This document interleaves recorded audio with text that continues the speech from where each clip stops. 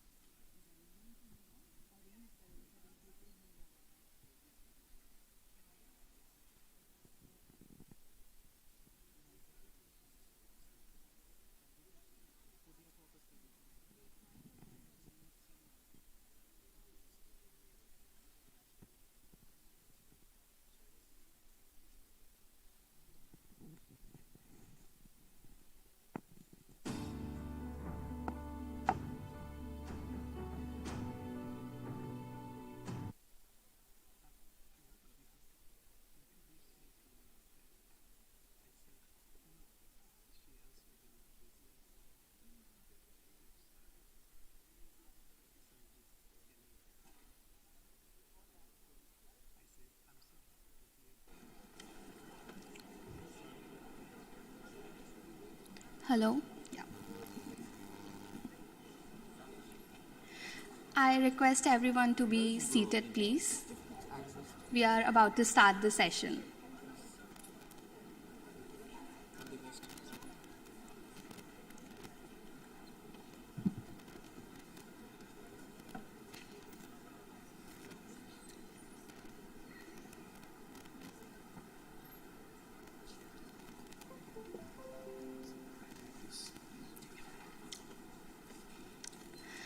Mahatma Gandhi once said, "It is health that is real wealth, and not pieces of gold and silver."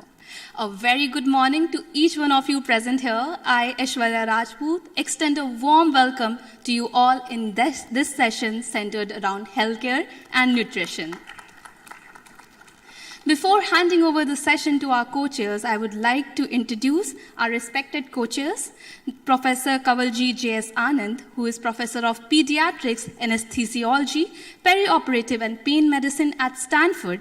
He is also the Director of Stanford Child Wellness Lab at Maternal and Child Health Research Institute at Stanford University. Dr. Raj Shah, he is the founder, President and CEO of Smart Care Doc. He is the Chairman of Health Council and Board of Directors, Wheels Global Foundation. I would now request Raj Shah sir to present a bouquet and shawl of memento to our speaker, Dr. Rahul Gupta, as token of our deep respect and regards.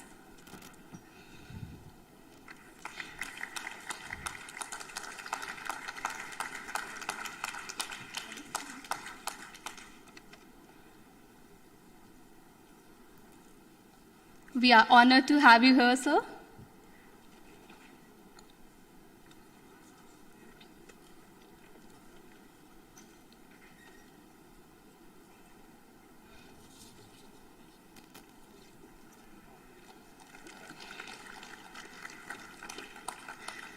Now, I would request Sri Anand Kadali to grace with his presence here at the stage so that we can honor him with the memento.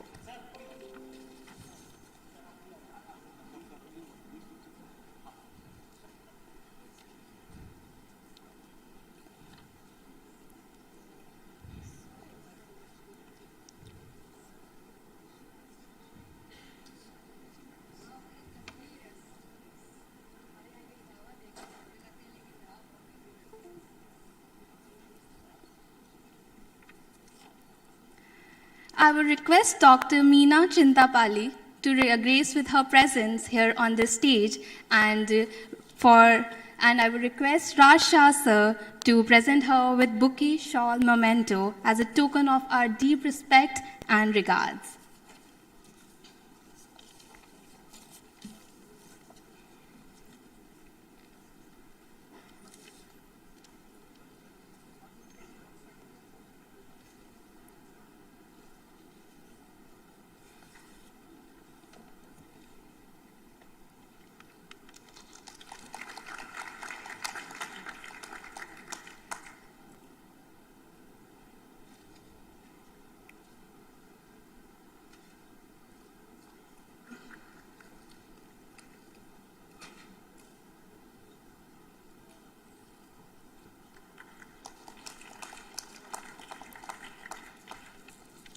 Now, I would like to hand over the session to our respected co-chair, Kawaljeet Anand sir.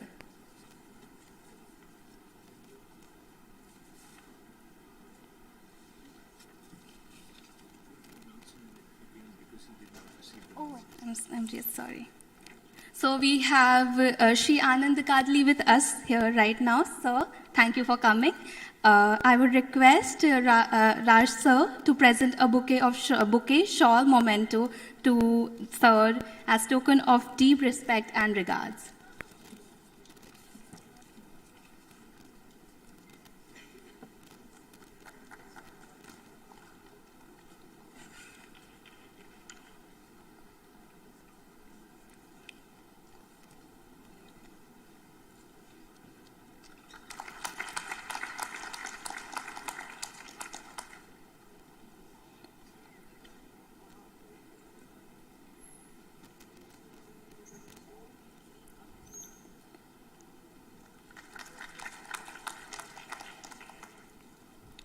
To shed more light upon this respective session track and introduce our speakers, I would like to hand over the session to our respected co-chair, Professor Kawaljeet J.S. Anand.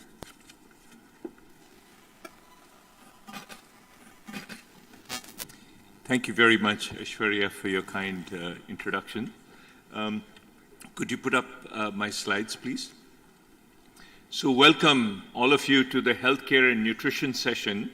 This is a parallel track being held in parallel with water and sanitation, as well as sustainable agriculture and farming, which are in the other halls. So we have a star-studded stream of speakers for this session. Could you put up the slides? The introduction slides.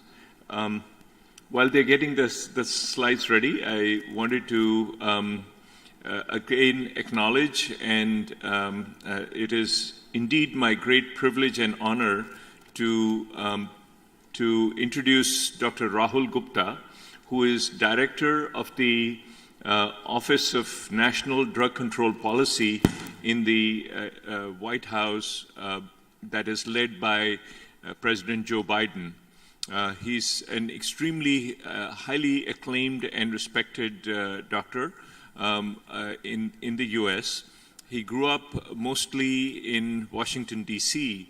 He was born in Delhi, and he received his medical education at the University of Delhi in the University College of Medical Sciences for Delhi University. And then he received his residency and fellowship training in the U.S. and went on to become one of the topmost doctors leading West Virginia, the state of West Virginia, into controlling the opioid crisis as well as other important public health initiatives.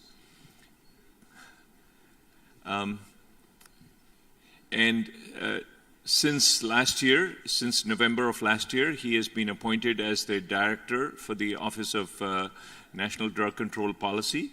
He is the first physician ever to serve in this role, and already within a few 12 months, literally his appointment was on 18th of November last year.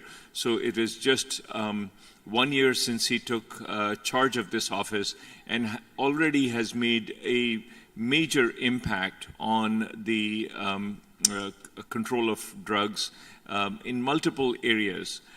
It is so heartening to see finally that a voice of a physician is driving this policy agenda forward. I'd like to go ahead and introduce our other speakers as well, so that there is no interruption between the various talks for this session. Our next speaker after Dr. Rahul Gupta will be Dr. Raj Shah, who is well known to all of us, and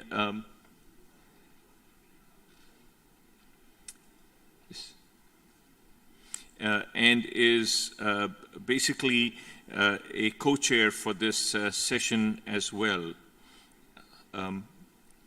Dr. Raj Shah got his medical training in Baroda, and he came to the U.S. and got his residency and fellowship training at the University of Pennsylvania. Since then, he has pioneered the field of telemedicine, and he currently serves as the chairman of the Healthcare Council in the Wheels Global Foundation. Following him, we will have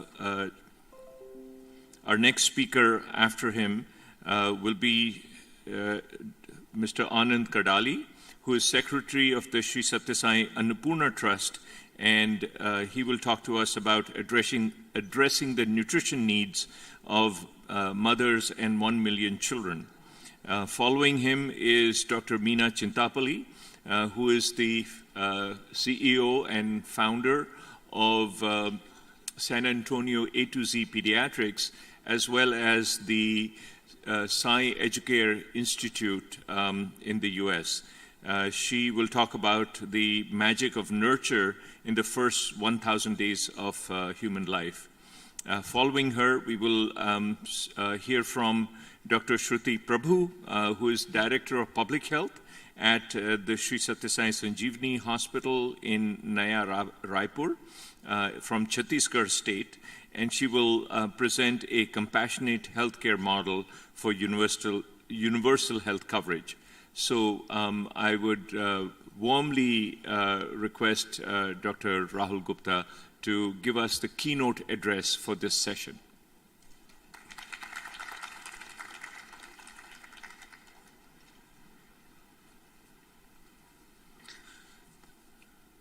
Good morning. All right. Well, I'm so happy to be here. Thank you all for having us, and I want to thank Banaras Hindu University here, Professor Dubey, and all your leadership. You know, BHU, when I was looking for medical colleges, was my #1 choice. And in those days,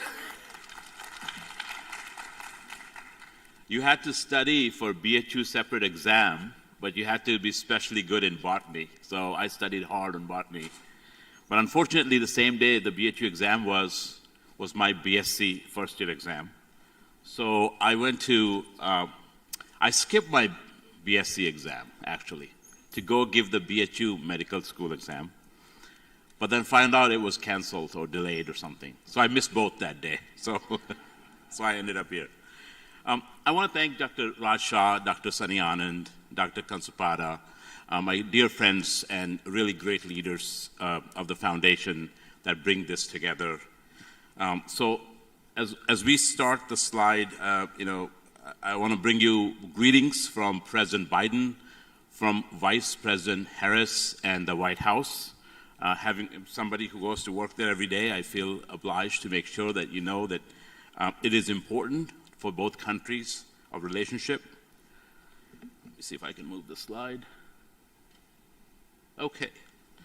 So, you know, we're going to play this game. I know there's a lot of students here too. So what I have done is I've got some gifts and we'll see. So, you know, the administration is a friend to India.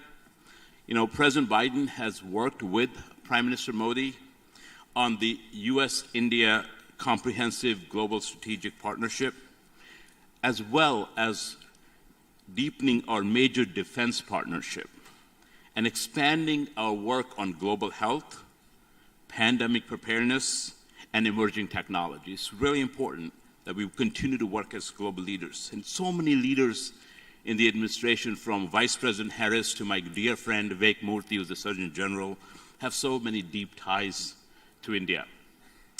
And this year's Diwali celebration at the White House was the largest ever celebration.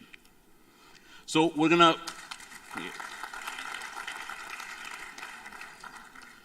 play this game. So I have brought with me some of the, I hate to show you the Hershey's products because we have Director Sodhi here from Amul and with so many great gifts, but I have some special White House chocolates, limited number, signed by Joe Biden himself. Okay?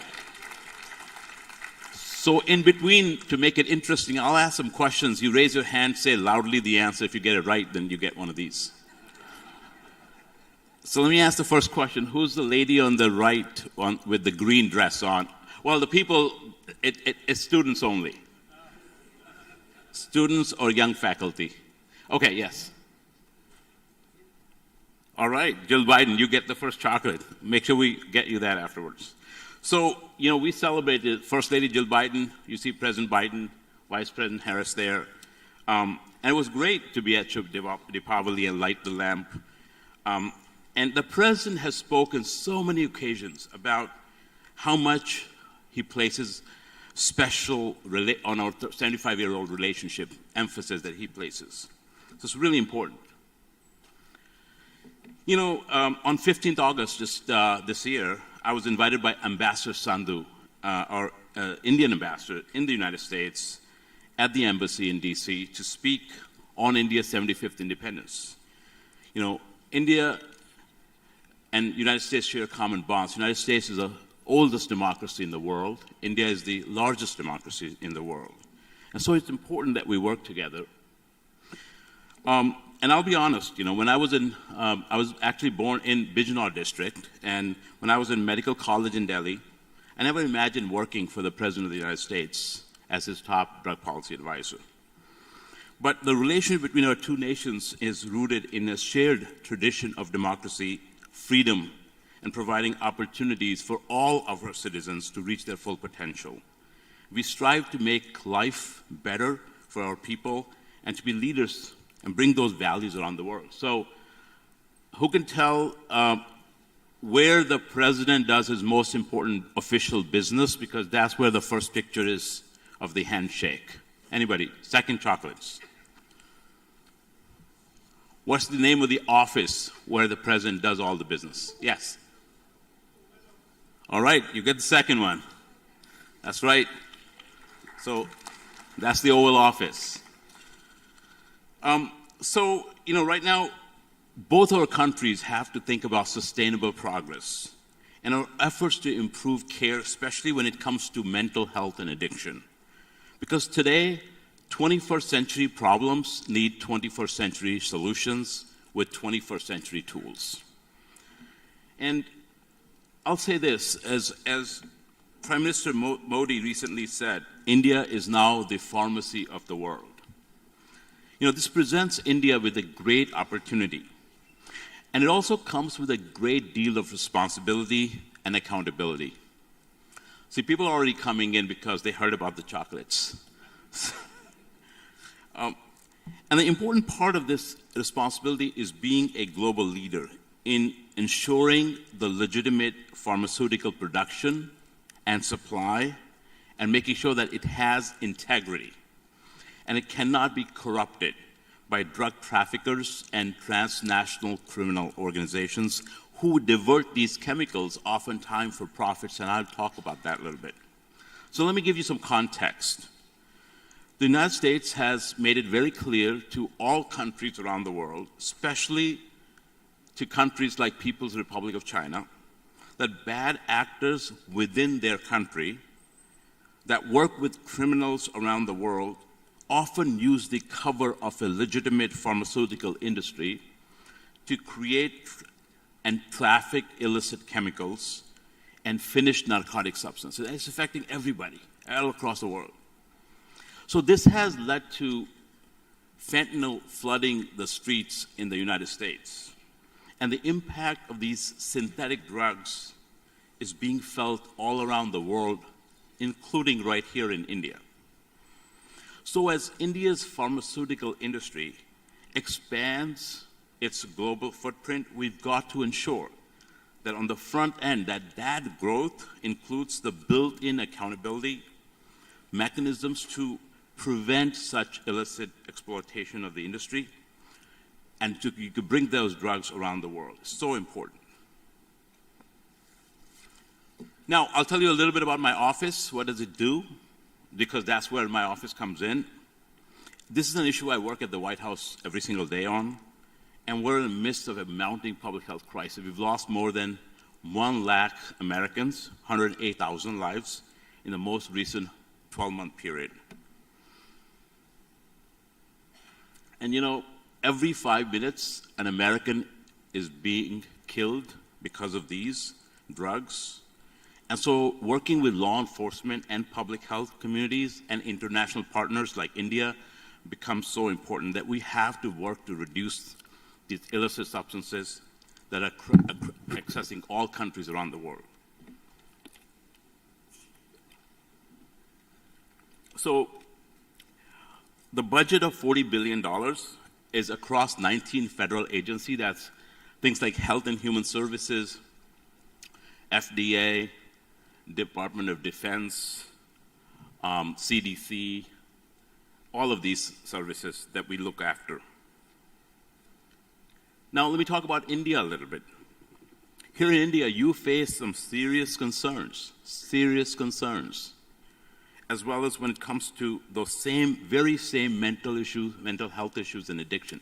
You're facing really serious concerns, and this slide is an example of that. So let's talk about these problems. Some solutions can help both countries, both see challenges but also prosper. Now, both in India's and United States challenges related to addiction and availability of mental health care, especially in rural areas, is a big problem. Stigma surrounding these issues is a big problem. You know, in the United States, less than 1 out of 10 people in United States of America is able to get the treatment that they need. There's simply not enough treatment providers.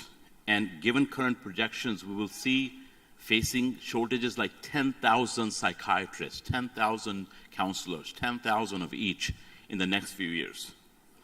So you can see how much right now the burden and the challenges for India. You clearly see stigma being so important, and that's where all of you leaders come in.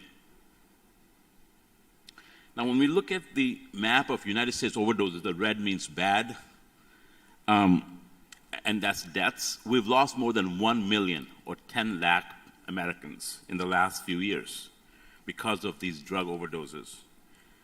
And the problem is, you think, why? One is treatment services, the other is that we have these drug traffickers.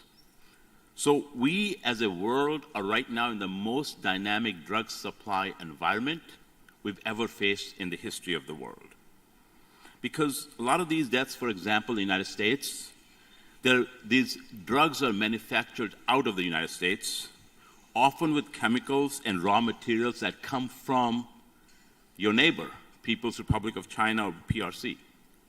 So in India, it's been reported that there are just 3 psychiatrists or psychologists for every 100,000 or 1 lakh people. And India sees more than 150,000 suicides, more than 1.5 lakh suicides every year. That's how many people are dying. And these are staggering numbers. They're unacceptable numbers. So both nations, too often the fear of stigma, as I mentioned, keeps people suffering from addiction, from mental health, keeps and prevents people from getting the help. And then there's a workforce shortage as well. In the United States, stigma is everywhere. It's in our civil discourse, it's in our media, it's in our healthcare system, in communities, everywhere. And here in India, you know, as I've mentioned, one of the surveys found that 47% of Indians are judgmental of people with mental health issues. 47%, half. And 80% of Indians, that's 4 out of 5, avoid mental health services for lack of knowledge or fear of stigma or high price of treatment. So the numbers are no better or worse in India and the United States. And that's one of the important reasons we need to work on, because this phenomena contributes to hundreds of thousands of tragic and preventable deaths and so much harm to both economies. Because as India grows its economy, it's going to need to have a productive, well-functioning workforce. So it is not just healthcare, it's also workforce. You know, one recent study in the United States found that the United States lost $1.5 trillion of economy in 2020. $1.5 trillion of economy. Do you know in 2020 which country had an economy of $1.5 trillion? Anybody? No chocolates for that one. No, China's is much, much more. It's more like 16 trillion. It's Russia. So the United States is losing the equivalent of Russia's economy every year because of addiction and drug problems. That's how much money is being lost by not treating it appropriately. And the World Health Organization found that mental health conditions will cause more than $1 trillion of economic loss to India between 2012 and 2030. $1 trillion loss between those around 20 years right here. So think about this. This is a very important field. There are conditions that we face within our borders, across our borders, in our country, and in our societies. But we also share the problem of global illicit drugs, synthetic production. If you see that little powder there, that's 2 milligrams of fentanyl. This is the illicit fentanyl. That's a penny. That means that that's enough of a potent, lethal dose to kill somebody. So, because of its outside role in global pharmaceuticals and chemical sectors, many of these precursors to make these drugs are coming from the PRC. And therefore, the United States and India share a deep concern about the issues that we face from these countries. It's important that we address those. So, the President spoke in the State of the Union speech earlier this year, and he identified 4 pillars of his agenda across the country that will form the part of the unity agenda. I mean, if you're on the right or the left or political spectrum, Democrat, Republican, you can all come together and work on this. This is about people, not about politics. And top of that was beating the overdose epidemic. Number 2 was mental health. So if you think about this, these are important things to the President of the United States so much because it's killing so many people. So this is where this has become so important. And when the President's National Drug Control Strategy that we issued earlier this year actually looks at these, it looks at both untreated addiction and drug trafficking. So it becomes important that we talk about this, and that's where the President of the United States is focused on. So on the supply side, we're talking about criminal organizations that traffic drugs. And can anybody identify where I am in that inside? What's that called? You'll get a chocolate for that.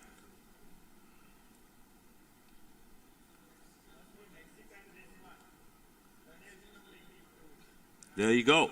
So these are, I'm going down in an illegal, unknown tunnel across the border. And I'm inside the tunnel.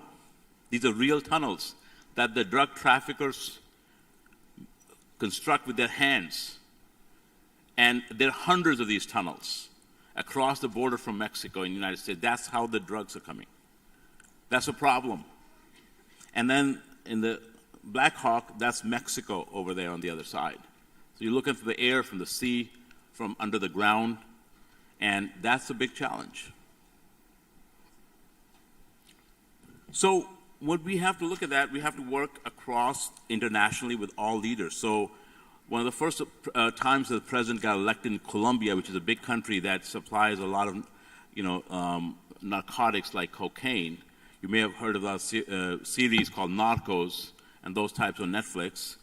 I led the delegation to meet with the newly elected president of Colombia, Gustavo Petro, and we agreed to work on things together. As both countries, we share 200 years of history, and we worked together, and we're continuing to work with the country of Colombia. Just a few weeks ago, we met with the leaders of Mexico in Washington, D.C. in the high-level security dialogue. That's Secretary Blinken, Attorney General, as well as the Homeland Security Secretary with their counterparts as well, to figure out how do we work with Mexico. So the work you work diplomatically, you work together to solve these problems, and that's what we're doing with India as well. So we're so happy when we saw the new Telemanos initiative, because this allows free access to telemedicine health services 24/7, especially to people in remote and underserved areas. This is really critical development in India that will help people who can't otherwise access these services. Really important. And it shows how we're taking advantage of 21st century technology to get the help to people. Why? Because, I don't have to tell you, you live in a tough neighborhood, and the issues of narcotics trafficking and terrorism are closely linked, especially in South Asia right here. So this work becomes absolutely vital, not only for India's national security, but also for the bulwark against the ever-expanding reach of drug traffickers and transnational criminal enterprise, because they're often trafficking in drugs, but also in cash, in humans, in guns and arms and others. So, and crypto, now it becomes an important piece as well. So, and cyber and dark web, so it's really important. And that's where the solutions come in. The solutions come in that, United States and India have been working together, both of us, to work to address counter narcotics, but also the root causes behind it, which is social determinants of health. Things like housing, things like transportation and employment and access to health care and more, because they play an important critical role in mental health and substance use disorder. It's not a stigmatizing thing. There are so many underlying factors like these as mentioned to help. In terms of public safety and law enforcement, there are so many ways also to work together between the two countries. Just within last year, the United States and India have formally established a bilateral counter-narcotics working group for the first time ever. And that's really good progress. And it's created the architecture and relationships to achieve tangible outcomes against the problem. And that's how you move forward. And we really appreciate India's regional leadership on issues such as drug trafficking and transnational organized crime, because it's so natural that United States and India are partners both as global leaders, but also to solve global problems. And that's where it comes up. We're so excited about India leading the G20 presidency next year. We have a great opportunity ahead of us in this regard. As you know, as India gets set up to take the presidency of G20 in 23, it gives India unique power to push international community forward on these and other important issues, including sustainable development.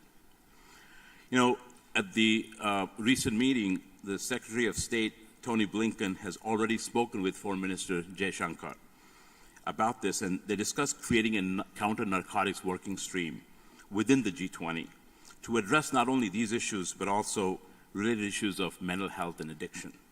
So we're very hopeful that this can happen. We can start to move forward. And it would not only reflect substantial economic impact that these issues have on our economies, but also be historic recognition of the importance of some of the world's largest economies, and placing emphasis on creating safe and healthy societies. So this is the kind of work that we're very excited about. And there are so many other additional opportunities beyond this. In terms of public health, we know that healthcare is going to lead us to the future, and technology as our greatest tools. So innovations in IT and telehealth would drive the future of healthcare. Data analytics can tell us more about fatal and non-fatal overdoses and how to adapt our response. R&D into new medications will allow us more effectively to treat patients. So this is the kind of things that we're going to work to strengthen together as two nations. And it also includes looking at the curriculum of medical education and nursing schools, whether it covers addiction in the United States and in India or not. And we want to make sure it does. So we can promote and look at how do we promote more dual degree programs that focus on like Masters of Public Health. So these are these dual degrees. I know students were really interested in that. So one of the important pieces we have to answer is how do we create a 24/7 healthcare system that allows us to solve and help people. We can answer this together. We don't have to answer this alone. And all of these things will help us break the stigma. But I ask you to consider all of these things, that our public health work is important, and we cannot work of one country without the other. It's so interlinked. So as we move forward, the future of the infrastructure development, adapting technology, addressing mental health, especially in rural areas, and addiction, as well as supply side, it's up to both of the countries to take that leadership and move forward. And it's quite clear to me that there's so much opportunity for India and the United States to work together. And it is the highest honor for me to be working at this level with both of the nations. So I'm going to do everything I can to make this happen. We know that vaccines and pharmacy products will always be important, and so will be the technological advancements. We also need policy changes beyond a vaccine or a technology that help make a lasting difference for both countries. This means that policy changes that make it easier to get care, including for addiction and other services, so we keep people alive. Because if all of the technology in the world doesn't matter, if people cannot benefit from it. And together, we can save lives from addiction, from mental health problems, if we get services to the rural areas, to people who need it. We can build that prosperity for both nations. And it's not a coincidence that the world's oldest and largest democracies are working together. And, it really reminds me of this quote that President Biden said just last week, actually. He said, democracies are more than a form of government. They're a way of being, way of seeing the world, a way that defines who we are, what we believe, why we do what we do. And democracy is simply that fundamental. And he said that, before even the election this week. And he also said that we're at an inflection point, frankly, and one of those rare moments that only come every several generations. So everything is changing so rapidly and technologically, politically, socially, environmentally.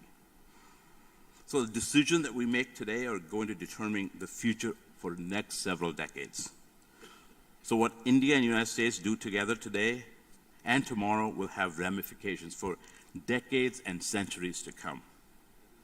And if we continue to work together, the possibilities are endless. So let me just conclude that with your help, with your engagement, our two nations are going to continue to serve together and be example of good friendship and good global citizenship. So thank you.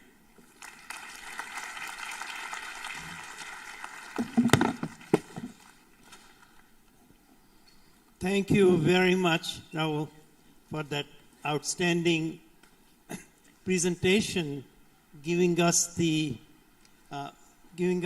what United States and India together can do, and there are so many areas where we can work together and deliver that.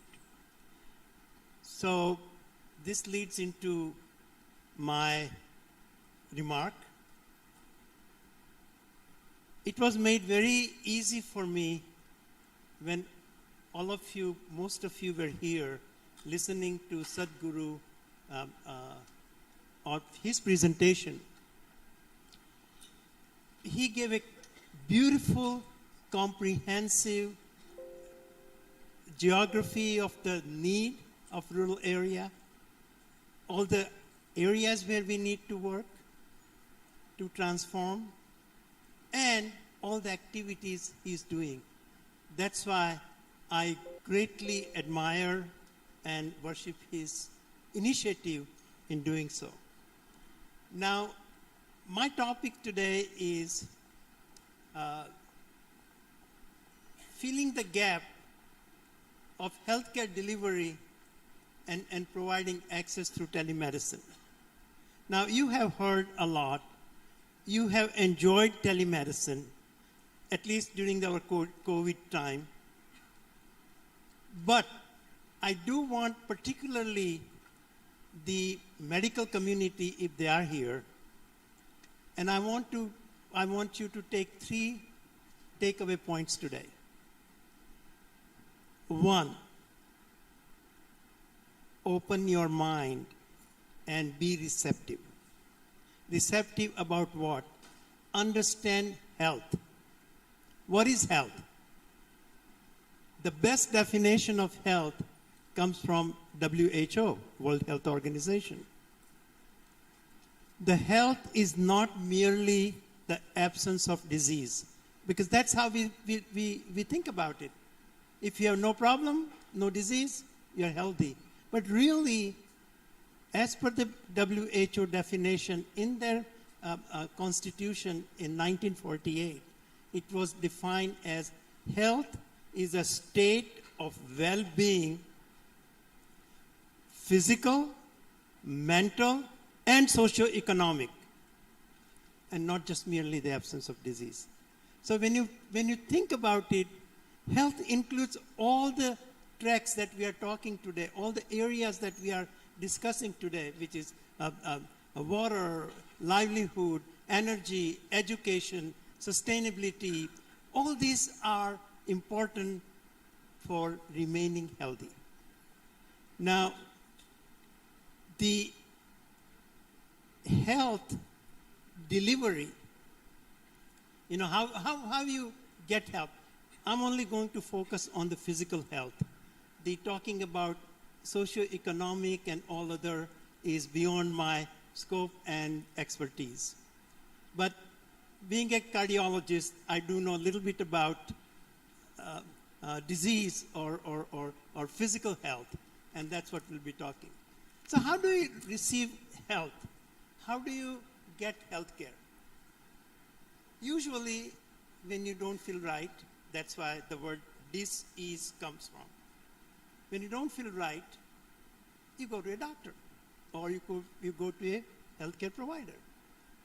Or if you can afford, that provider can come to your home, but it's always in person. Since our Vedic time and 5,000 years, healthcare is always delivered in person. And here comes the mindset that, have you ever thought that health can also be delivered and there are other options? And the other options being, can you deliver it from distance? Right? Delivering health from distance, the prefix for word distance is tele. Tele means from distance. So, can I have next slide? Next.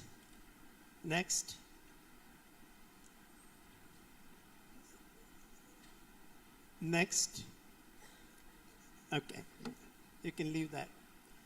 So from distance, oh, thank you.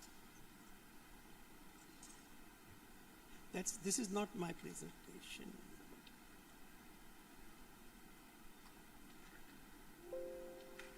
This is not my presentation, but Ashok Gupta, who is a Padma Shri, very good friend and director, and who heads the Health Council in India.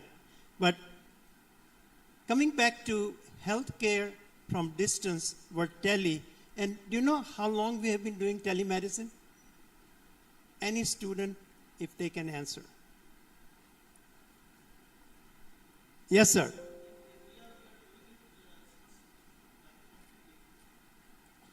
Thank you. That's what you think. But you have been actually doing it for the last 125 years. Why do I say that? The telephone, listening the sound, was invented, happened to be in my town, Philadelphia, in 1876. And since then, because it has become such a part of our life, you don't think about it. You talk to the doctor, you get some advice, not everything, but that's where we have been doing it. However, it has been our mindset that we only can get health care in person. You have to go to doctor, or doctor can come to you, or you have to go to the hospital. So, last 20 years, the technology has made it possible that now we can not only hear the sound, we had television for last more than 70 years, but actually our ability to see and talk to each other, so-called your FaceTime or video visit, came right from your pocket, and that is happening in last 20 years. So we started using this technology for actually face-to-face visit, because that's exactly what you do when you go to see a doctor. Of course, he then performs additional testing. But history part, where you ask the question, doctor asks the question, you give the answer that formulates his thinking, what possibilities are, and then he takes some basic vital signs, your blood pressure, pulse ox, temperature, etc. So that's your first so-called triage or screening. And then he tells you, I think it is this, give you the medicine. All this part can be done simply by FaceTime. Can it not? Say loudly. That's right. So we can practice medicine simply by having this little computer in our pocket. Now, what is missing here is taking the basic vital signs. You want to take your blood pressure, pulse ox, temperature, blood sugar, maybe even a single lead cardiogram. Now, that used to be cumbersome. And I actually worked on it for the last 25 years.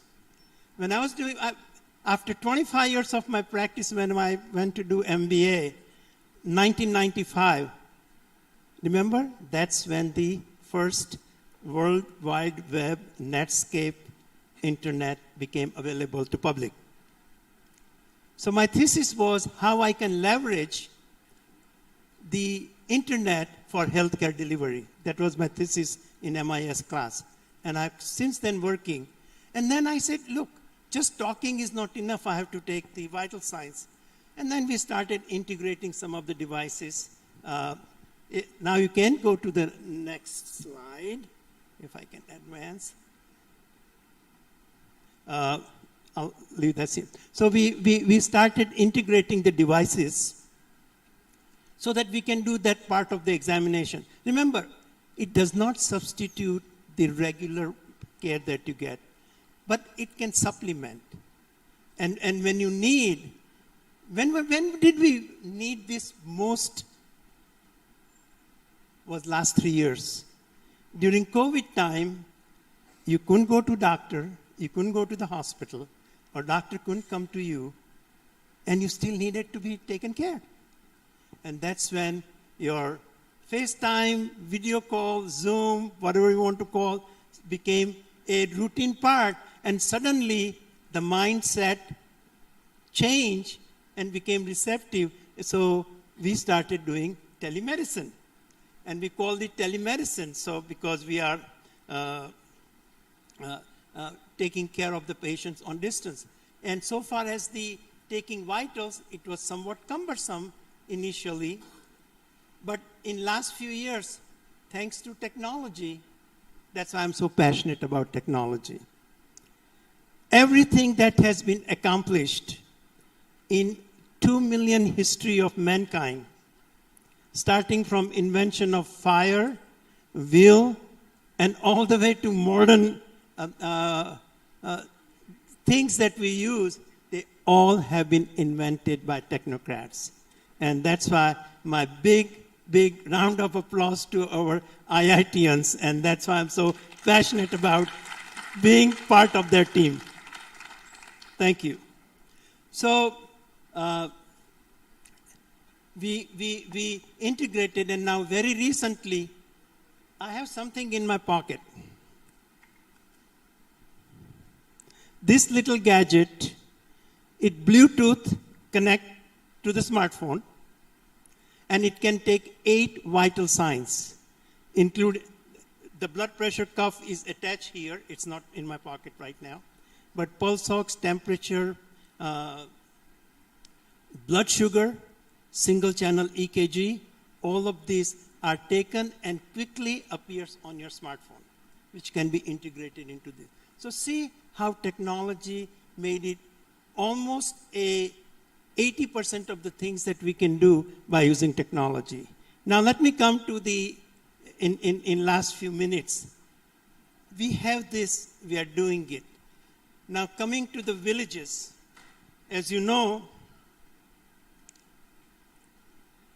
in rural India, and that for that part, not just rural India, but all rural places in the world, there are no healthcare providers, as in the previous slide mentioned.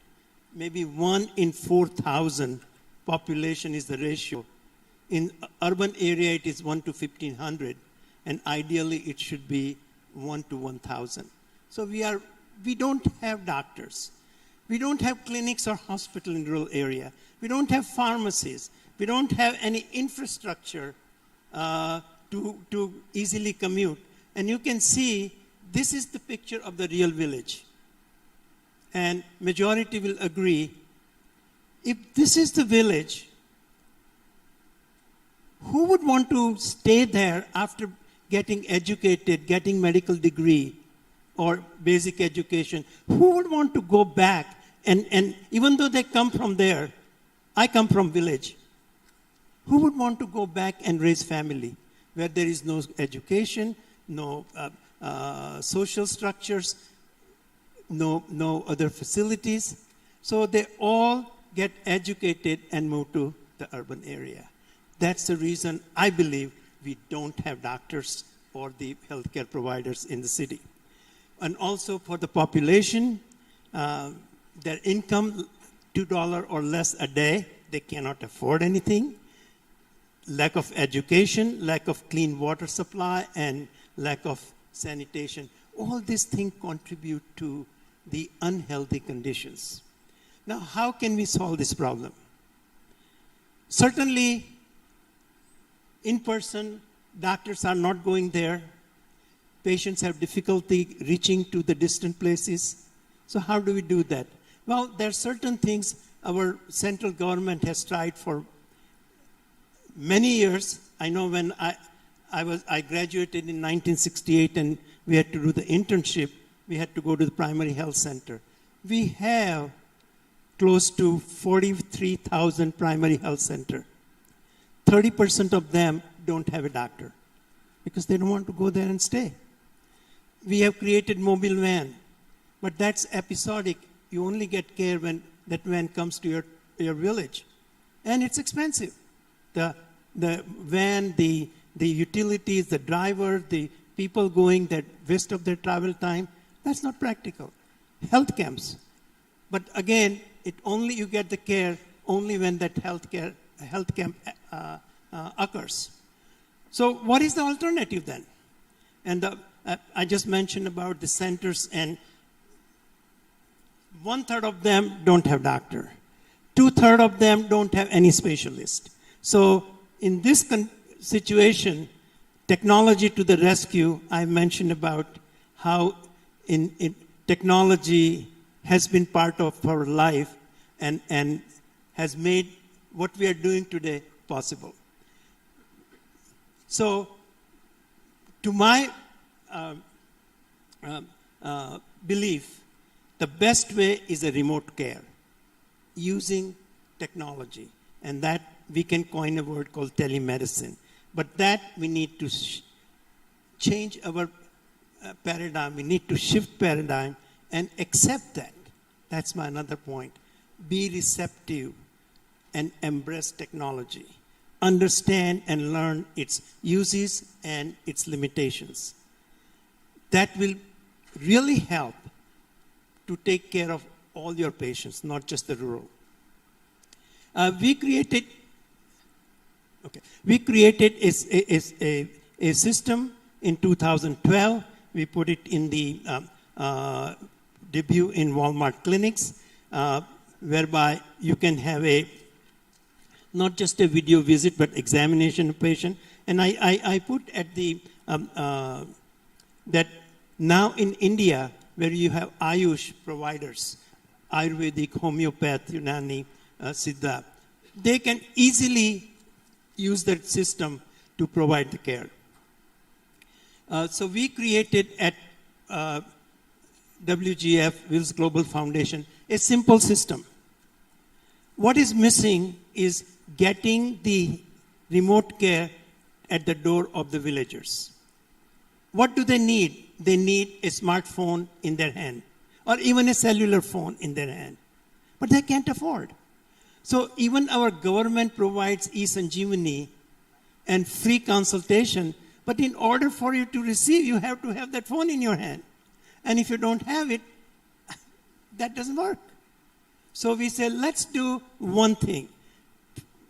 First thing we need is access to the physician or access to the healthcare provider.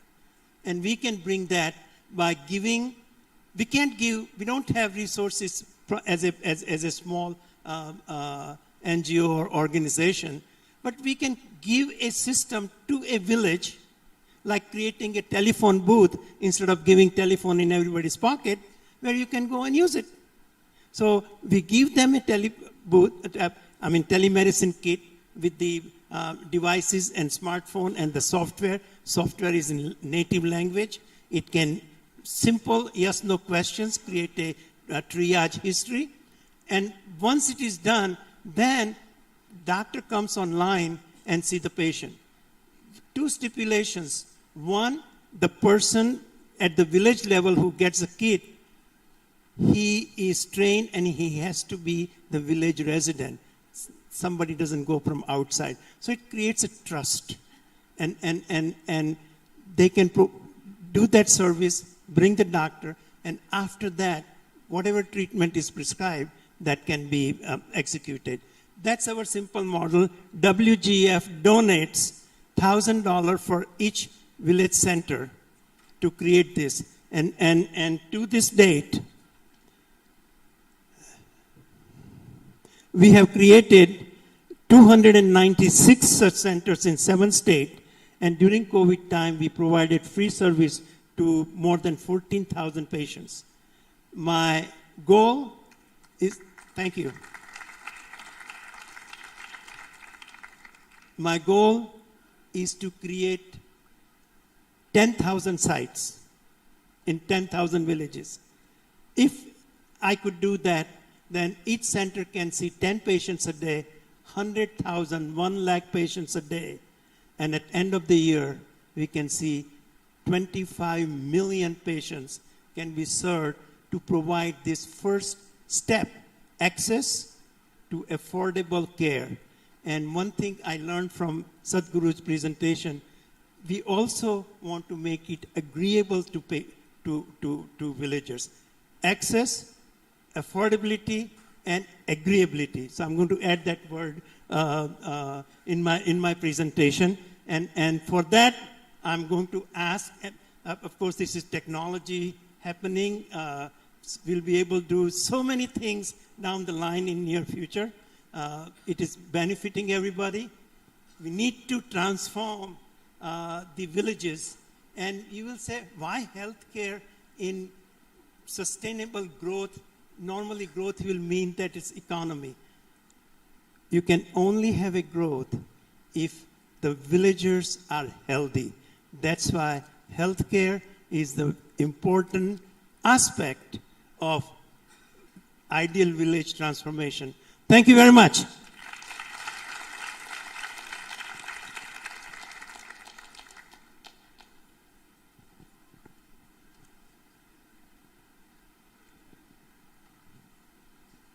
Hi, good afternoon to all of you. I know we are in the midst of audience, established speakers who are here. I just need about 10 minutes of your attention on a very important topic we are going to speak about. And before that, Sunny ji, thank you for giving us an opportunity for presenting about healthcare, education, and nutrition as an aspect of what we do. The concept of right to education, right to nutrition, and right to healthcare, which are 3 important basic components of anybody's life, has been imbibed in the Satya Sai mission. Most of you know that, since the last 10 years, the Sai mission has been actually picking up pace. And this morning, many of you saw a presentation and a video by Sadhguru Sri Madhusudan Sai, who actually spoke at length about the need of the hour. And today's need of the hour is specifically about children. Because if you take care of today's children, you have given a future to India for the next 70 to 80 years. So the core is about children over here. And sir very rightly mentioned about healthcare. All of us, we are talking is about corrective action. People speak about corrective action as to what we can do for somebody who's not keeping well. But here I just wanted to bring it to your notice that it's more about the preventive action which is more important than the corrective action. See, why I tell this is, just imagine, if you take a rural school-going child, a child who goes to school without anything in his stomach, the child is hungry. The teacher knows the child is hungry. The parents know I'm sending my child to a school without having anything for him in the food. Now, if you see, the child's intestines, the child's body system cannot sustain being hungry for almost 16 hours after the previous day's dinner. Now, this is the current state of affair for almost 8 crore children in India. And these are stats which are relevant, available. In India, there are 25 crore children who go to schools. And in that, 16 crore children go to government schools. And in that, even if you take an assumption that 50% of them go to schools without anything in the morning. So the concept of giving morning nutrition is what has been conceptualized by Sadhguru Sri Madhusudan Sai. Very unique, because most of us know about midday meals. Everybody speaks about midday meals. But nobody spoke about breakfast. You go back and see any of the concepts, any other NGOs which are focusing on, are slowly now realizing that we should focus on the morning part of it. And I am a strong believer in a concept of 1 rupee. There's a concept of 1 rupee which can actually make a difference for the child. Why I'm saying this is, I keep telling my son and also my daughter that this is like a micronutrient supplement. And this also has a milk component in it. This 1 teaspoon of this micronutrient supplement, which just costs 1 rupee. And if the child is given this, your health budgets can be reduced. Why? You are preventing it. This is a micronutrient supplement. The food which we take, which is more of carbohydrates, proteins, vitamins, is good. But the micronutrient supplements are very, very less available in the regular staple food many of us take. That is one part. A similar thing, in fact, we were trying to see how we can optimize it much more. You look at a local regional pellet like finger millet, ragi. You'll be surprised to know this is not more than 50 paisa. Somebody asked me, how can it be 50 paisa? Yes, it's 50 paisa. A 50 paisa ragi with jaggery gives you 200 ml health drink. And we are not aware of this. So the power of a rupee or a 50 paisa, we may not know it, but actually speaking, it is very relevant for rural school going children. There is no other way. Since we are with the students, I'm telling all of you, many of the times you'll be thinking, what can I do? I understand healthcare is an issue. I understand hunger is an issue. I understand malnutrition is an issue. There's nothing you feel like you cannot do. You can do anything possible like this. See, I was also like you, many of you students, about 15 years back, graduated, started working for a corporate company, but we realized that somewhere we are missing to keep our next generation healthy. And this particular story is about Annapurna, and we actually came from Mudanali, Chikkaballapur, very near to Bangalore. We have with us the various other verticals, representations of education, healthcare also. We have with us Dr. Srikanta Murthy, who is a Chancellor, Vice Chancellor of Sri Satya Sai University for Human Excellence. We have Fanindra, we have Dr. Rajdeep, and then we have Sai Prasad, we have Sunil, and also Mr. Sharath, representing various verticals. Again, as I told you, right to education, right to healthcare, right to nutrition, focusing on children. If you see the slide, predominantly, as I mentioned, we focus all the 3 parts under one single umbrella. For example, if somebody says, like what sir was talking about, a village, definitely sir, I will not go to a village where I studied and go and stay in a village where, the facilities are not there. So what can we do? Our child who has not been able to get the right system of education, healthcare or nutrition, we are trying to reinvent ourselves to see how we can make them ideal villages. And in the process, the formula is only healthcare, education, nutrition to start with. Then you have the livelihoods or you have the energy part of it to sustain it along with water. So this is our HQ. Most of you are welcome to come anytime. It's very near to Bangalore. And this is the core. This is the place where we are conceptualizing the think tank, the ideologies, the various programs which have been coming up in the last 10 years. This is the place. It's a must visit for any of the students who would like to be a part of social investments for implementing an infrastructure for India. So, not much to tell, but this was already spoken. Healthcare, nutrition, education, and the various other things which we do. I'll not take much time on that. But the core is, as I mentioned, about the child's nutrition. Again, I come back and tell, if you give that one single scoop of milk or banana or a biscuit or anything which can help the child to sustain for 2 hours, he can do better in maths. He can do better in science. He can do better in social. He can do better in any of the academic subjects.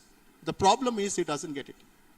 And because of that, the child is deprived of getting future education. And because of that, he is becoming a burden for India. Because at the end of his 10th standard, he doesn't complete his 10th standard, and he gets into a labor work, or even gets into something bad as an element, and it's a burden for India as such. So, as such, a simple nutrition like this can make a difference for a child. And we started doing this program since last 10 years. Of course, if I'm standing over here, if I'm giving a presentation, it is because of the wonderful support we got from the teachers, from the local administration, and most importantly, the children. The children who could enjoy whatever has been given by us. And I'm very, very happy. And on the behalf of all the 10 lakh children to whom we are serving, I would like to also tell that, the mission is not stopping over here. We are really looking forward for more and more people to come and join us in this mission. These are pictures of our nutrition program drive, which we do for 23 states and 4 union territories. And just to give you a picture, just to tell you, one picture tells you one single glass of milk, that's enough. 2 hours sustains, and then you have the midday meals program given by the governments over there. But most importantly, what I want to also emphasize is 3 things. Teachers are actually telling us, just by introducing this nutrition program, attendance has increased. Can you see it? The second point is, which is most important point, which I feel like is, leave aside the attendance. What is more important is the teachers. Because the teachers are saying earlier, we were actually teaching to empty stomachs. See, can you believe, imagine if I am talking to all of you over here, just keeping away a lunch away for almost 20 minutes or 30 minutes, how will you feel? Definitely you will feel, oh, how long will this session go on? Right? Is it not all right? So the point is, if I'm able to make a very effective morning nutrition program so that the teachers know something is there for him in the stomach, now I can teach my class. So teachers are telling that this program, you have to do it. If you don't do it also, I will ensure that it happens. So what is Annapurna over here? It is becoming a catalyst. It's a change maker. We are not coming here and telling that, tomorrow we are going to address 8 crore children. No, we don't want to tell that. Annapurna is not making a statement that we are going to do 8 crore children. Annapurna wants to make a statement to everybody that we have 8 crore children to do. It doesn't matter which NGO. Wheels Foundation, definitely. Bill and Melinda Gates Foundation, definitely. Annapurna, definitely. Anybody else. As long as that child is benefited, we are through and we are successful. And this is exactly why we are talking about all these various impactful stories we have created. And last point, which is the most important thing out of this is, okay, all of you are doing a wonderful job. That's perfectly okay. This is a world where people ask for impact assessment. People ask, okay, tell me, is it really increasing the child's impact? Yes, sir. Because look at the devices which sir uses. You take the device, after 3 months you go and see the HP count increases. After going and doing the program, the height of the child increases. After going and doing the program, the weight of the child increases. Now you tell me, if I am able to make a difference with that 1 rupee, where are we? Definitely we are making a difference for the large, significant impact for the children again. So this is a slide which speaks about the various impact assessments which we could do it, and just a pictorial depiction that, once you start with a scoop of breakfast, at least all of you know, you start a good work, naturally 10 people will join you. Your friends will join you. Your village authorities will join you. School authorities will join you. Local officials will join you. because you're doing good work. You're not doing something for your own selfish activity. And this is a multiplier effect we call. And this slide deck specifically speaks about it. And this is exactly where we are standing. Now, please understand, my dear brothers, my dear students, and all the delegates over here, it's not an easy job to address 23 states and 4 union territories without the support of the volunteers and the school staff. Karnataka has been our biggest case study for us, and I'm going to explain it to you because we have Mr. Sodhiji over here, and I'm going to tell about what exactly we are going to do for specifically other states as well. Now, the single specific activity which I would like to talk about is a very interesting product which we are trying to focus is on the SciSure part. I just showed you the picture about or the bottle, which is predominantly focused on giving supplements to the children, which is missing. Now, I'm going to spend a bit of time on that before I leave. And why is it something related to the current need? There is a word called nutrition security. Today, we don't talk about hunger. We are talking about nutrition security. Why? Because food is available, but the right food is not available. The right food is not available. So that's exactly the reason why we speak about nutrition security and why we do. And as such, the whole idea is by doing this program, we have again become a change maker for the governments, telling that if you can introduce this morning nutrition in the specific time in the morning, it will make an impact. And that's exactly the reason why the National Education Policy, which has come out in 2019, has made it mandate that the morning nutrition program will be introduced across India for all the children. Now again, we are a change maker over here. We've just been a catalyst over here. Somebody says not all NGOs can do the work, but the idea is if you can try to do something and show it to the government, it will help us. And in this way, if you see, these are some of these pictures about the various models we have been doing. And this is exactly the point which I want to make, that ultimately if you're able to introduce something along with the government's programs, because governments give milk powder. If a government gives milk powder, we can give some supplement like this. So this is a clear picture about it. There are various other specific items related to the SciSure, which we can explain when you come to our stalls. We have a stall outside, and I can as well explain more in detail. I also would like to leave about a focused point which Sir mentioned about mothers, even for pregnant mothers, especially if we can give the supplements, it will help them to become stronger, and we have variants for the same. And finally, we also would like to mention specifically about the importance of having collaborations. These are all the government collaborations which we had with the government of Karnataka. And now, looking at the scale at which we are growing, now we are coming up with our own facility which will try to bring in micronutrient supplements for almost 10 crore children. So we are looking at a larger scale and trying to explore ourselves. And last but not least, it's very important that we also need to look at the 3S model. Sarkara, Samaja, Sanstha, all the three have to come forward. And these are the MOUs signed with the various state governments across length and breadth of India.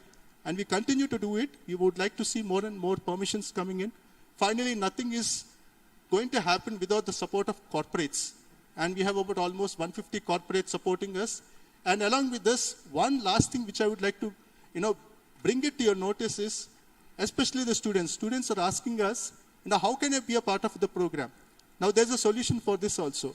Now, if you ask me what is the solution, just see this important slide deck, and I am recommending all of you to see if you can make a difference by actually downloading 1 rupee app. This is 1 rupee app as such can actually do a difference. The 1 rupee app which you download, the contribution which you make 1 rupee per day will actually make a difference for a child.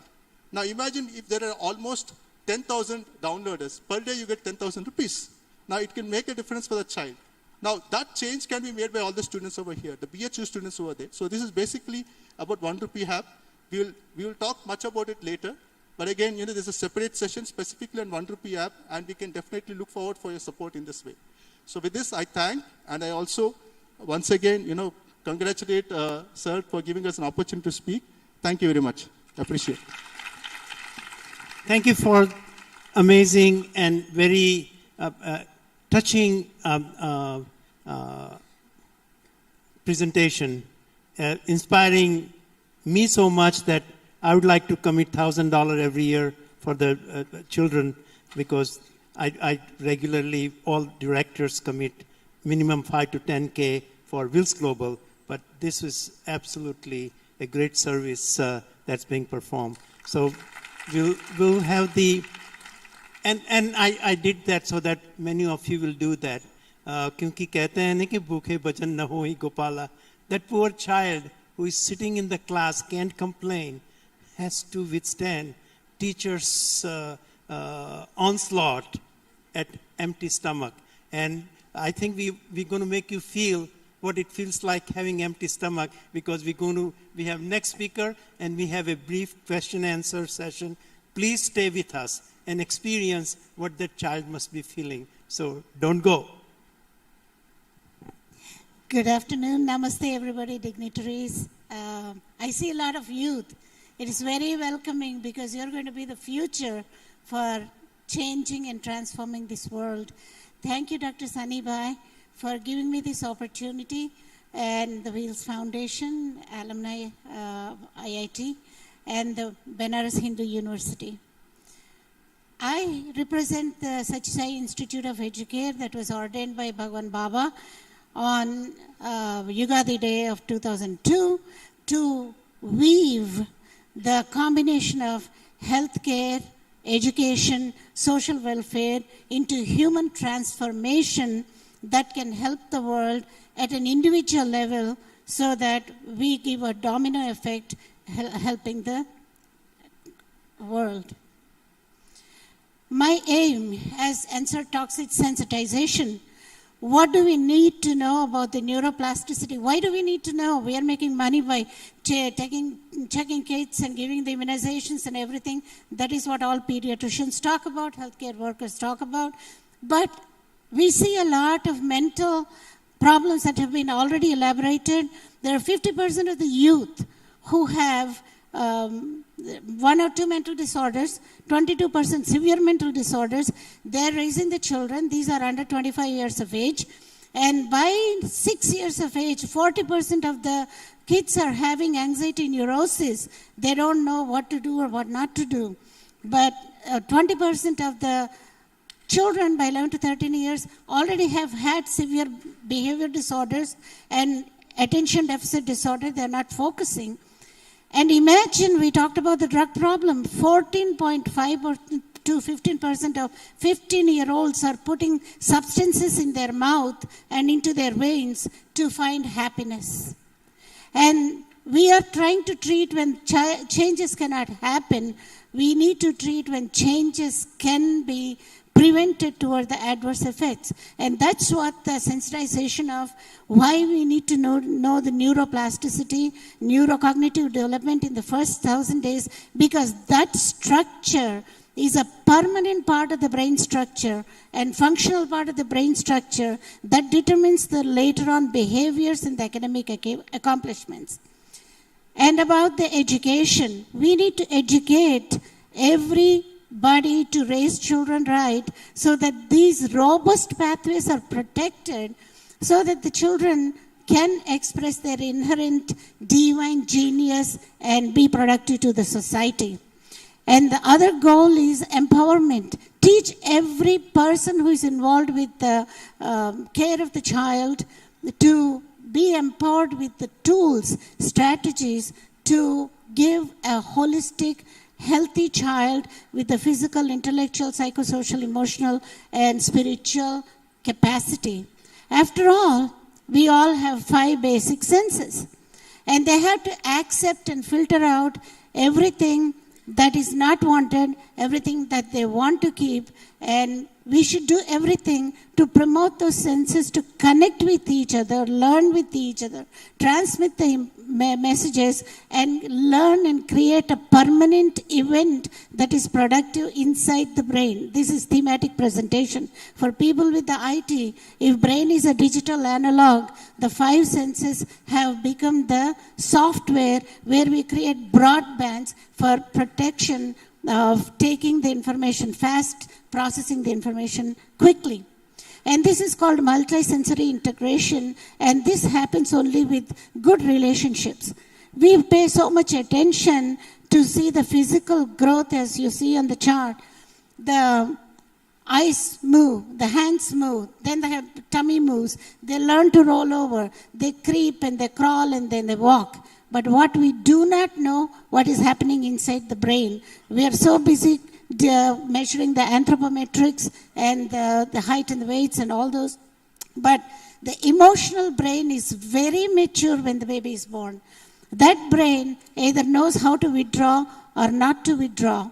And there are about 100 billion cells that connect only when there is a sensory stimulus. Now we have to think about what should we need, what should we do to stimulate all the senses so that they take the information. What should we not do to prevent the senses from blocking the information? Because these nerve cells, as you see, are called synaptic proliferations. It's a bunch of cells when the baby's brain is born. 333 grams has become 2 kilograms by 2 years, and it is not because they produced extra cells, but because the senses connected formed a framework or a foundation. And if they feel threatened, if they feel not loud, if they don't get the sensory input, there is nothing but they lose 600,000 cells per minute times 10,000 connections. So millions of cells connect only if there is a stimulus. And how do I start the, okay, another click did that. As you see, there is a protection because of the sensory input. There are chemicals that are being secreted. They create a wire. We call it as a hardwiring of the brain. And if you go back and look at it, there was some myelination sheath for which nutrition is very important. Breastfeeding is wholesome. And along with that, from the weaning stage, we have to think about what we are putting into that mouth with the xanthines, mesoxanthines, leptins, luteins, omegas, that really are brain boosters, immune boosters, essential for the child. And there is an expectant time which is very, very, very critical in the first 1,000 days of life. And this one, if you lose an opportunity to treat a lazy eye, by the 9th month to 15th month, there is a permanent blindness. Why did this happen? It's the same eye. There is a capacity when the brain will shut down to take the messages after a while. That is a critical thing we are not looking at. And then it's the same thing for phonemic presentation. It's a thematic presentation in the brain where if the child is not exposed to different languages, they shut down to learn new phonemes after the 5th month. So there are certain Bayesian laws and principles that need to be taught to the parent in a very colloquial way so they can offer education. And the determining factors are, you don't sit down and teach an infant. It automatically happens. We always interact with them. We give them toys. We hold them. But what is our intention of holding? In every routine, all through the day, with the diaper change, with the bathing time, with the feeding time, how are we interacting and stimulating the senses? It is not like language one time, cognitive development other time, and social emotional learning other time. It is a combination of everything. If you intentionally taught to do that even among the rustic, illiterate people, it can happen through routines, through internal relaxation, through repetition.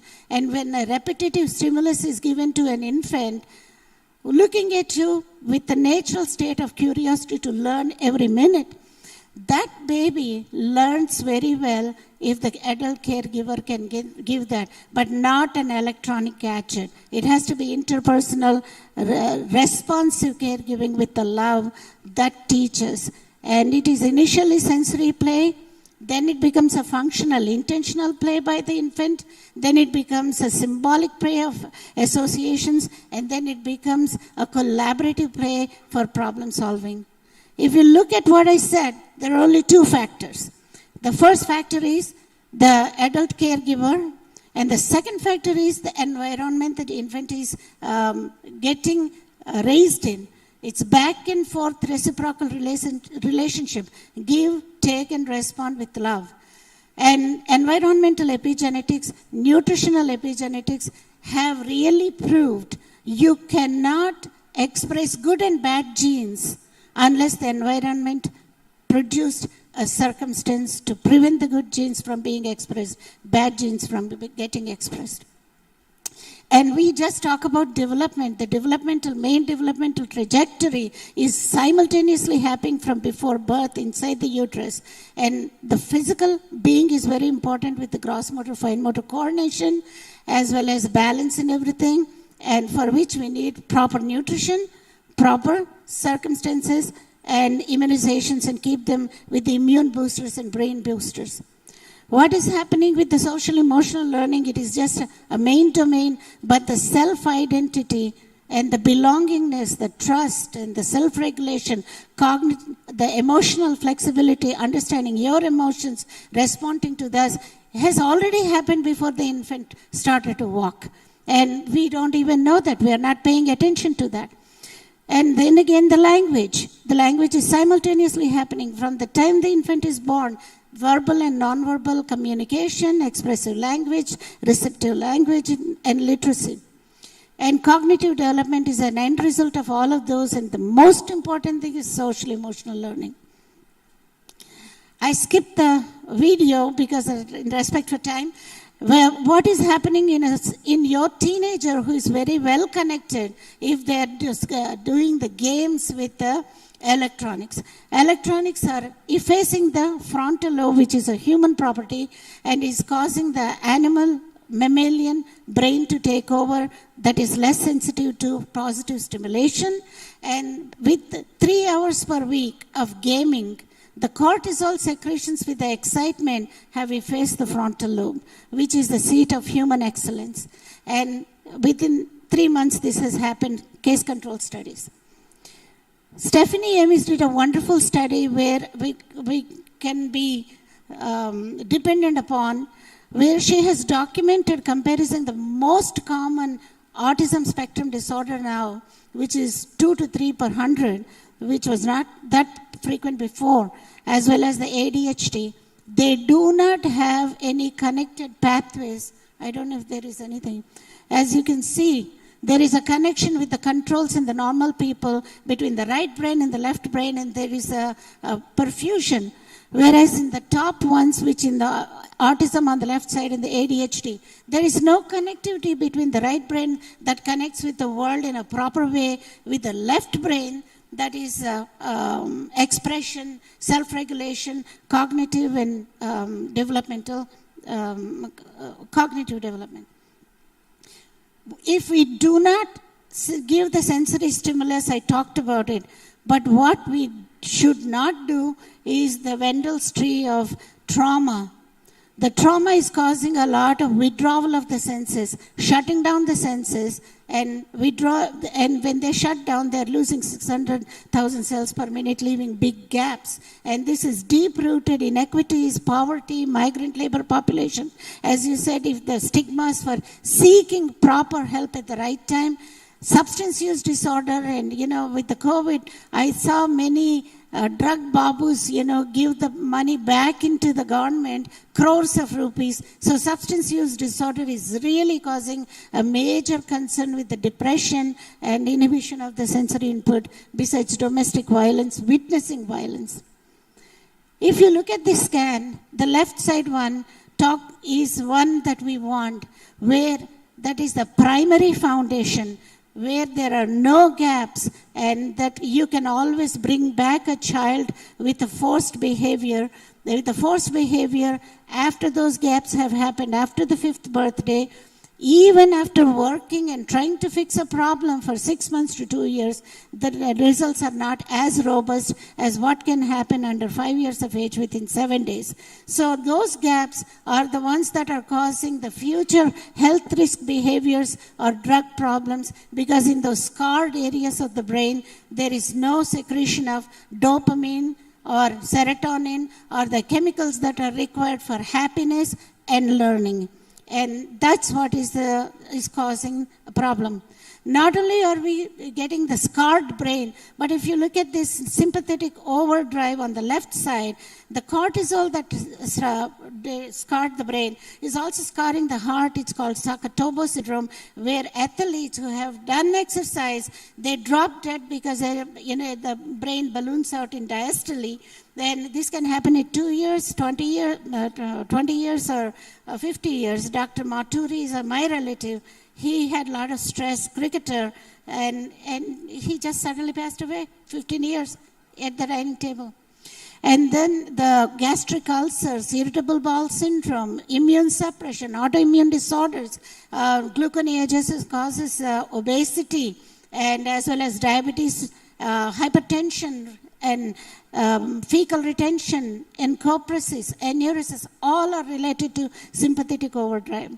Whereas on the right side is the parasympathetic overdrive, where we create oxytocin, which prevents the surge of epinephrine and cortisol, negative feedback suppression. We borrow the parent and the caregiver to get those changes in infant, as well as the parent who is taking care. And this can be done 18 months with the cooperation of the child. These children will not grow to be seeking drugs from outside. And the Bronfenbrenner cycle, that's where we are faltering. We are not paying attention to what we can do to prevent the youth health risk behaviors and the learning disabilities. It is the microsystem, it is the individual child under 3 years of age with robust pathways who can connect well to the family, to the faith systems, to the community, and to the school system. We are trying to fix the problem after they already had occurred and withdrawn. We need to prevent the problems. If they are doing so much of food drive, those are the families they can work at an individual basis through Train the Trainer program. And when Baba always said, when there is fight and fight, if you freeze in dissociation with the fear, it is you withdraw yourself. If you freeze with fear and anger, you fight about it. And it is the responsive caregiving and the R's that are important for every child. What can we do to integrate this optimal health? We need to connect all the dots. It cannot happen in vacuum. We need to work with the government systems who should really consider, instead of going and searching for disabilities, prevent disabilities by starting 0 to 3, just like early Head Start programs in India. Schools and may take parent volunteers and healthcare workers to offer this education to every family unit. And when they do checkups, every healthcare provider has a moral responsibility to spend 6 minutes to give milestones checklists and what they should do to stimulate all the domains and activities. And ongoing training programs, web-based as well as in-person, should be educating and reinforcing, reflecting, and provide a ground structure. So the family, the community, and the schools, everybody, the government agencies have to work together. So at the outset, I have to talk about the intellectual, physical, emotional, and this is a grid that I have it on my website as well as in my books. It is about if you think what you can do with a positive thinking, you'll become that person. And life application of those positive quotes is very important to evolve into pro-social behaviors and have a good founding on the self-confidence and everything. And the yoga and meditation and the physical exercises I already mentioned is for oxytocin surges and enkephalins. I just want to be able to, please watch this.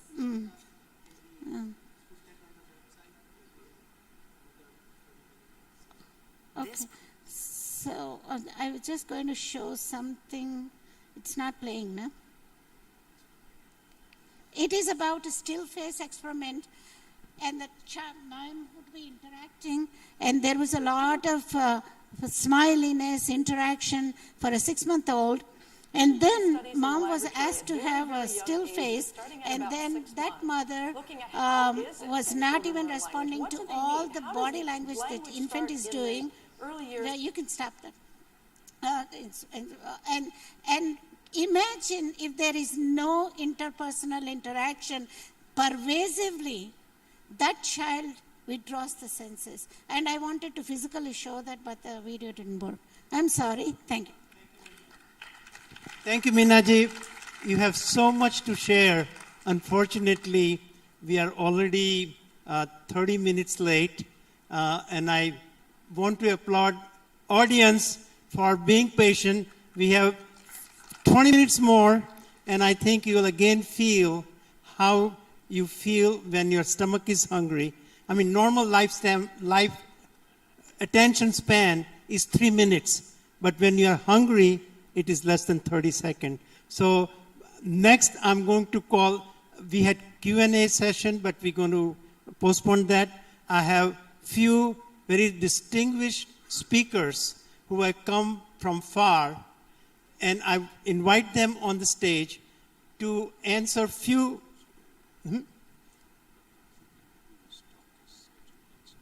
Oh, we have? Oops. My apology. Dr. Prabhu?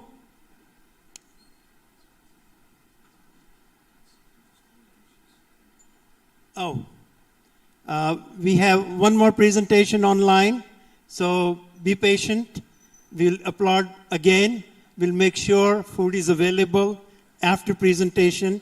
We have distinguished speakers. They want to give it 30 seconds, maybe 1 minute, what they have to say about healthcare issues of rural India and how that can be worked. Thank you. Good morning. Greetings from Chhattisgarh. At the outset, I congratulate the organizers for this amazing conference and bringing together all key stakeholders who are passionate about making our rural areas ideal villages. This morning, I will be speaking about a comprehensive model for universal health coverage that our institute is implementing across several states in India. Rural areas in our country are unique. They are heartlands where 75% of India's population resides. Looking at them from the healthcare perspective, there is tremendous unmet need and potential waiting to be tapped. And when we say rural, it means deprived, marginalized. So what is the answer for the age-old question, and which is a huge challenge, that is, how do we improve healthcare services in our rural areas? Let me tell you a few stories. Meet Sombati. She is 20 years old from a tribal village called Pakhanar from Bastar district in Chhattisgarh. This is her second pregnancy. The earlier one was a home delivery. This time, during the 9 months of her pregnancy, she has had absolutely no antenatal checkup. After repeated pestering by the local ASHA worker, she finally came in her 9th month, just few days before the due date of her delivery, in one of her antenatal checkups camps that we have in Bastar district. And she had severe anemia. As we can see, there is swelling on her face and arms. And when the gynecologist did the checkup, the baby was in transverse lie, which means that there is no way that she can have a normal delivery. Believe you me, it was a Herculean task to convince her that she needs to get admitted to a district hospital to get a cesarean delivery done. Meet Hemin, a bright little toddler, 18 months old, who came for consultation in one of our well baby clinics in rural Raipur area. And he had some problem with breathing and a fast heartbeat since the age of 6 months. And when the pediatrician asked his mother to open up his shirt, she was a little reluctant. And when she finally did open the shirt, we understood the reason for her hesitance. When we zoom in and we see that there are burn or branding marks across his entire chest and abdomen.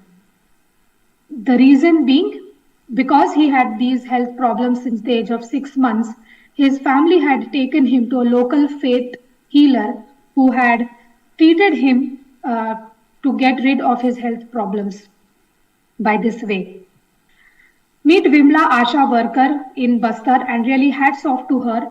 Because of her hard work, we could get Sombati for the antenatal checkup, and later she got delivered in the district hospital in Bastar district. Now, Vimla wants to contribute to the healthcare provision in her village. She wants, her fellow villagers to get good medical aid. She was instituted in the ASHA workforce 20 years back with minimal training, but there is still a lot of scope for improvement. So these are, some examples, but facts that are staring at us, and we need the solution right now. Martin Luther King had said, of all the forms of inequality, injustice in healthcare is the most shocking and inhuman. In the year 2018, global leaders met in a conference for primary healthcare, and all of them unanimously agreed that to answer the question of how they can provide the best healthcare for the people of their country, universal health coverage is the answer, and it can only be achieved through primary health care. And Ayushman Bharat, our nationwide program, is an offshoot from this particular conference, which focuses on comprehensive primary health care through the government health and wellness centers. The main core concept of this particular model is treatment and health promotion services with empowered people and communities with increased awareness and demand for quality healthcare services and a multi-sectoral policy and action. And the main concept here is rooted in human rights and principles. Now, if we look at this jigsaw puzzle for healthcare delivery in rural areas, then the key components are quality treatment, good infrastructure, skilled and trained staff, robust referral systems, accessibility, and the most important, love and compassion for our brothers and sisters.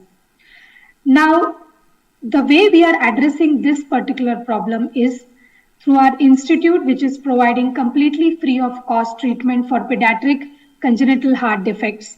And we have 2 more institutes in Haryana and Maharashtra, apart from the one in Chhattisgarh.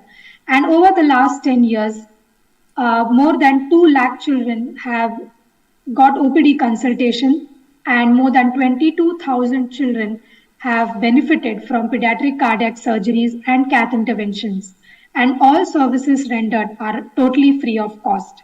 We get children from across the length and breadth of the country, and apart from that, children from 15 to 17 other countries have got the gift of life in this particular institute.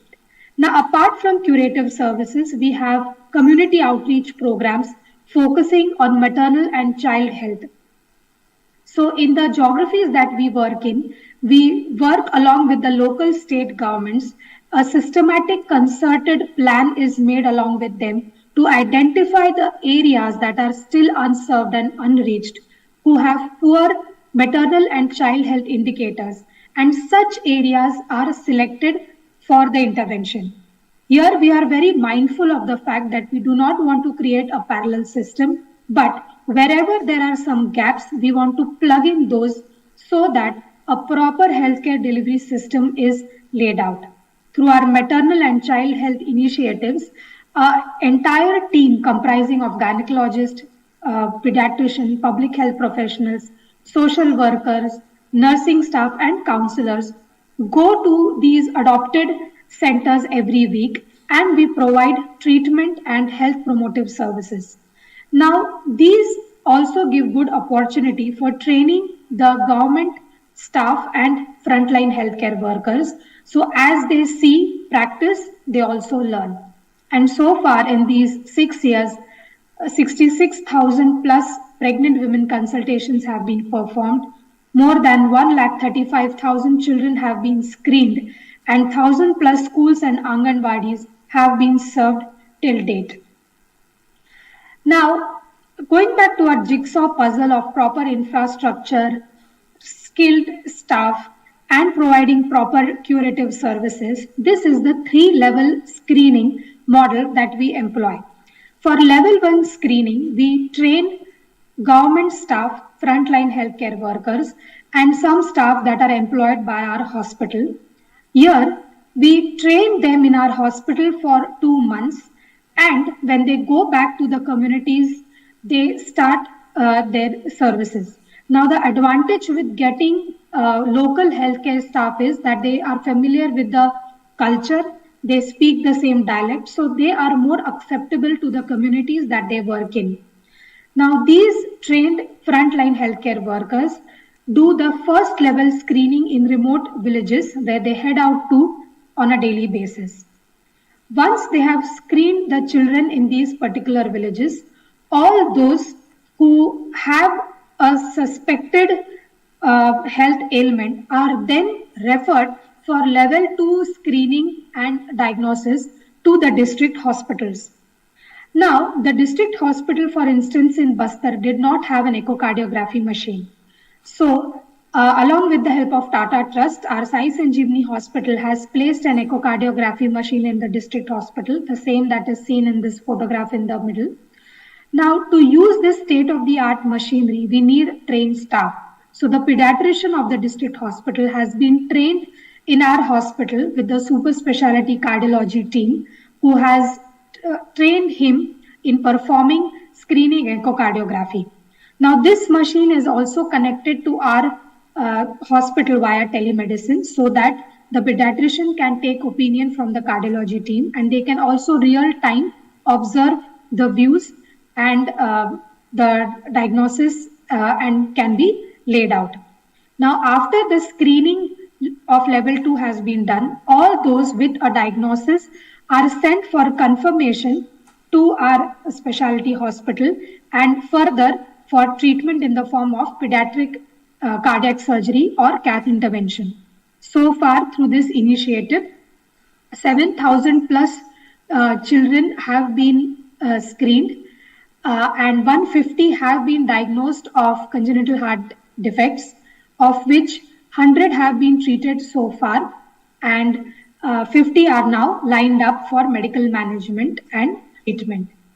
Now, to address the gap of having skilled healthcare staff from these rural areas, we have training programs where youth and especially girls from these areas come to our hospital, and there are certificate courses of 6 months where they get on-the-job skill-based training. And the model here is educate, empower, and employ. This then makes them ready for gaining employment outside and also bridging the gap of having a healthcare professional available in their area. So with this unique model, we have all important pieces of this jigsaw puzzle taken care of. The use of an artificial intelligence based equipment, which is called as HD-STET, is used by our frontline healthcare workers for performing the screening of children. Telemedicine is used so that images from remote areas can be sent for diagnosis. Training of frontline healthcare workers along with skilling of government specialists, and infrastructure is provided wherever needed with the help of CSR and other like-minded agencies. So to answer this question, the answers for questions of rural areas lie within the rural areas. So whatever resources we have of manpower, material, methods has to be gained from the rural areas. And through this, we can provide holistic healthcare to our rural areas. This is how our institute is addressing this problem. We are not saying that this is the only solution, but slowly and steadily, a wave of change can be seen in the rural areas that we are working in. Thank you. Thank you so much for your patient listening. And again, I want to thank all the organizers for giving us this opportunity to present our work. Thank you. We are hopelessly running out of time. I really want to thank you. Give me 5 minutes more. We have to finish at 2 o'clock because the next session starts, but I cannot not respect few individuals who have come here from all the way and to recognize and ask them to come and give precisely 30 seconds so that we can go out and you can enjoy and next session can begin here. So my very humble request, we ran hopelessly out of time. Our faults. I apologize for that, and please pardon us. So I'm going to invite to come on the stage Professor V.N. Mishra. He's the Department of Neurology from Institute of Medical Sciences, BHU. Dr. K.K. Tripathi, Department of Medicine, Nephrology from BHU. Please come. Dr. Bindu Kansupada, Vice Chairman of Health Council, and my partner, cardiologist, and Dr. Jawahar Shah, homeopathy physician, Mr. Om Prakash Chaudhary, who has come from England and doing some phenomenal work, and Afina, where are you? From CSI. Now, I'm just going to ask, I'm so sorry, Anand, I know we need to go, but I cannot not have them give the chance to say, and precisely 30 seconds, please. Okay, so let's go ahead and get those Sure. 30 seconds started. 30 seconds I'm start timing. now. Mr. Chaudhary, tell us about the activity that you are doing and the young female health, please. Sangani is the initiative of an organization called NOBA GSR, Netrahat Old Boys Association, Global Social Responsibility. And in 8 months, we've installed sanitary napkins dispenser and incinerator in 227 villages so far. Thank you. Bindu, you are very passionate about mental health and integrative medicine. 30 seconds. Mental health has been very important, and through WILS Global Foundation, we are going to launch application which will be used at every home, every village, and every primary healthcare center as important aspect of mental health resolution. Thank you, Bindu. He's also, I acknowledge you for making it possible to bring Dr. Rahul Gupta for keynote speaker today. He's your personal friend. And we really appreciate all your activities. Sorry about I couldn't be heard, so to just repeat it. Through the mental health portal of WILS Global Foundation, we'll try to reach rural health and universities. So be aware of our website, wgf.org. Okay, thank you. Professor? I'm Dr. V.N. Mishra. We are caring the epilepsy patients in 26 villages from last 11 years. And till now, we have given the free medicine to all of them, and they are with our follow-up to 52,000 patients. Apart from that, we have also done great work in the time of pandemic in these villages where there is no facilities in the remote area. So we went with the auto-installed ICU on wheels. That was one which we started as Oxygen Ferry-wala. Thank you. Thank you so much. Professor? Dr. Jawahar Shah from Mumbai. Jawahar, tell us about what Ayush provider can play a role in rural healthcare. 30 seconds, I know you have a lot to say. Thank you very much. Please. It's my great pleasure to be here. And I would say that COVID has taught us, and we have been working on telemedicine since last 20 years. And we have seen more than 200,000 patients across the villages of India, and we have a decision support system with 10 million permutations and combination. And I feel that if we go for integrative way, it can make a major difference across the globe, and I want all of you to be connected with it. Thank you very much. Thank you. Afina makes public-private partnership possible. She is from CSI, and she helped us to have a MOU with Madhya Pradesh government, and one more in the making. Afina, tell us what organization like WGF can do to have a partnership with state. Thank you, Shah, and thank you for giving me this opportunity to be here. I represent an organization called CSIS, Center for Strategic and International Studies. It's a policy research institution based out of Washington, D.C.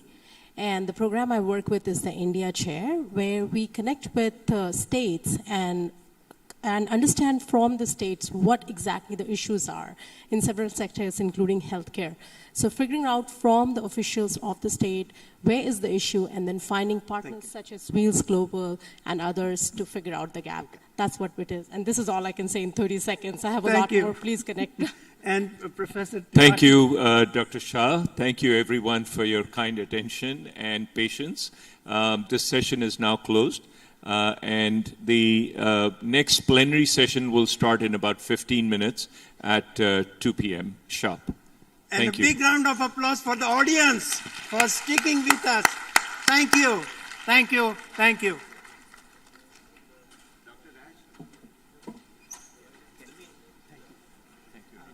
we have one group photograph which we can...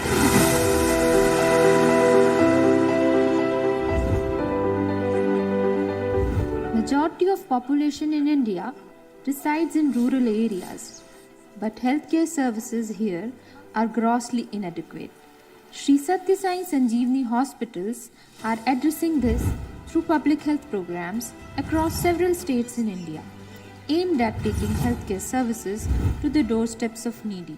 Sri Sathya Sai Sanjeevani hospitals have clearly 4 defined areas of work. It begins right at the bottom with preventive healthcare work, promotive and educative healthcare, curative healthcare, and research into diseases.